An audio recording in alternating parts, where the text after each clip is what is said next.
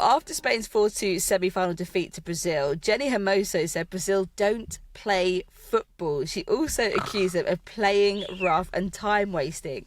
Amy on Instagram asked, what do you think went wrong for Spain? Like, do we think there was any kind of credit to what Hermoso was saying? Because I generally think that's just kind of game management, some of the things that were kind of happening. Like, sorry, have you seen Spain or Barcelona or any of those? Everyone does it. And like, what was funny was everyone just responded on Twitter with clips of like Bonmati, Hermoso, loads of them time wasting. Like, it's annoying. It's part of football. If they were winning, they would do the exact same thing. So it's not the first time they've come out and said stuff like that, but we've seen it in football before. I remember the USA said similar when they lost to Sweden.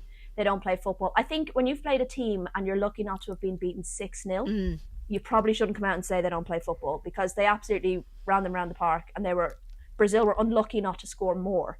I think, look, they've not had a great tournament.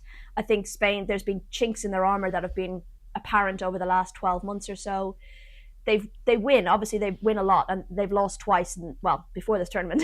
They'd obviously lost to Italy and to Czech Republic, but I think there have been chinks, there have been issues. I think people are starting to see those areas that they can exploit, and I think it's a style of football that we've had to learn to get used to. This really, like, they always have possession, they're so good on the ball, they're very quick, but I think we're starting to see that if they're not putting the ball away in the back of the net, which I think is where they struggle, without Salma Pariuelo is kind of sometimes in number 9, sometimes out wide, which can be frustrating as well. They start to get frustrated, and I think that's what happened. And look, their defending was shocking. You can't really complain about Brazil in that situation. They just did not play very well. I don't know. What do you think? Do you think like we've maybe washed over some of their results a little bit just because they've continued winning since the World Cup? Yeah, I think I've got to echo what you were saying. I think the frustration point for me, I feel like sometimes they're not able to kind of game manage. I think there's kind of not an expectation that they're going to win or that they're going to score, but well, actually, I do think there's a kind of expectation that they're going to score, and then they'll feel more settled by it. But I think when they kind of get frustrated, the kind of like the plan A doesn't work, the plan B doesn't work, and then I feel like they kind of lose. I think they lose kind of like this composure? this kind of like forward momentum, like they still have it in the bank to like get the win or something like that. And I've not seen them. I think I always have high expectations, I think, of Spain going into tournaments. Now, obviously, they were amazing at the Women's World Cup last year. But I think even like their academy setup, I mean, they've just won the kind of the Euros as well. Like, not the academy setup, the under-19s just won their Euros as well. Like, they've got so many kind of like bright, sparky youngsters like coming through. But I think, I don't know, do I want to blame fatigue? Maybe. I don't think anyone had a Does the manager get the best out of the players? Probably not. Like, I mean, they've obviously had like quite a hard year, like off the pitch, like dealing with loads of different bits and pieces. So, and other teams are improving. Like, there's loads of different factors. 100%. I think there's so many different reasons there. They just seemed a bit flat for me. So yeah, but I think talking of kind of fatigue, like I think that was something we kind of talked about before we got on the pod, Rach. I mean, do we think, obviously, with the amount of games that are being played, obviously, like the summer weather has been like absolutely incredible for everyone watching, but obviously playing, 5 massive games in this sort of like in the space of like 2 weeks is obviously quite intense. We've seen extra time, we've seen some injuries, also small squad sizes. Like, do we feel like that's going to have a sort of an impact on players, and they're quickly going back into their club and domestic football again? It's intense. So it's interesting because obviously we've had so many major tournaments back to back. We're now in the third major tournament, and then we've got a Euros next summer as well. So I do think once we hit 2026, we have to remember that things will go back to normal rhythm with a bit of space, unless of course FIFA and UEFA come up with another competition to wedge into those summers. Oh yeah, of course. There will be that rhythm again. I think part of it is the fact that these teams have played so many tournaments. They're playing so many important matches. You've got Nations League now where things matter, matches count. A lot of these players will be going deep into competitions at club level as well. So I think that explains the fatigue across this competition. 18 players is a really small squad size when you're playing a game every 3 days. Yeah, for sure. So, there's lots of little tweaks that we could maybe say, could we tweak that? Could we make the squad sizes a bit bigger? Could we say get rid of extra time and go straight to penalties, for example? That's another I would back that. Potential. Absolutely. People say about making it the number of squads in the tournament a bit bigger. It's 12 in the women's, I think it's 16 in the men's.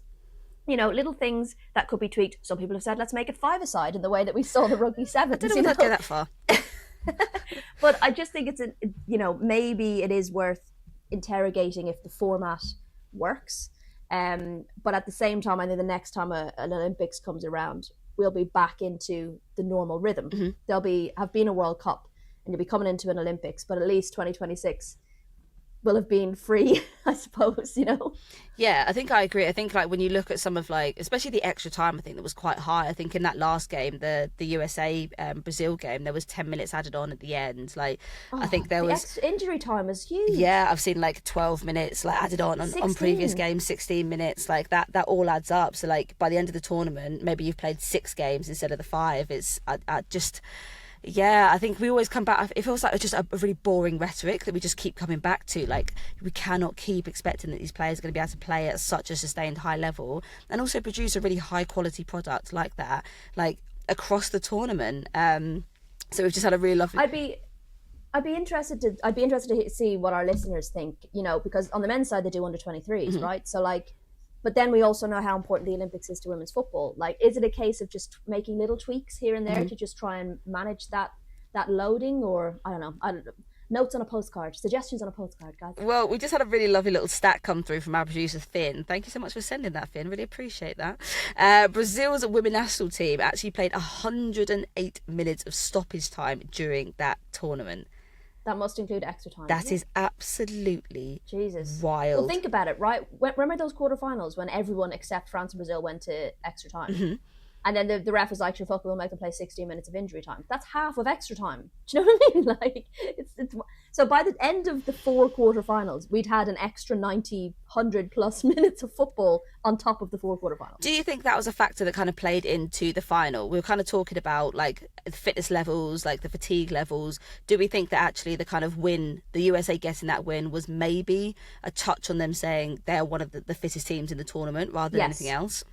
I mean, I think their fitness levels will have played a massive part in it because they probably are one of the fittest teams. I think I was actually surprised, at the intensity and the speed of the game, given what teams had gone through. When you think back to that USA-Japan game and how slow it was how tired players watched.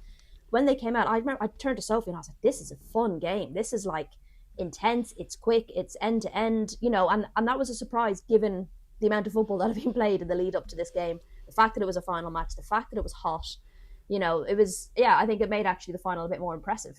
Speaking of the US, one last bit we have been asked, and I think this is trying to draw too much out of too little. Okay. But are we about to see the balance of power slide back from Spain to the USA? I feel like that's trying to take too much out of too few matches. But I do think the USA are going to be back at the top again as that kind of threat. What about you? I think there's something about Emma Hayes coming back in that probably feels like a bit of a breath of fresh air for the squad. And I think she is one of those managers who really focuses on individuals. And I think building this sense of, while she might not be in the squad, you are still part of the team. I think what we saw last year was kind of a bit of a broken USA. It kind of felt like a team of individuals. And I think in this tournament, I felt like there was a more team orientated ethos starting to develop. But I think when you look at Emma Hayes' reign, even though she only started in June, they've played 10 games is it, and got 9 wins and 1 draw against, I think it was Costa Rica, a 0-0 draw, and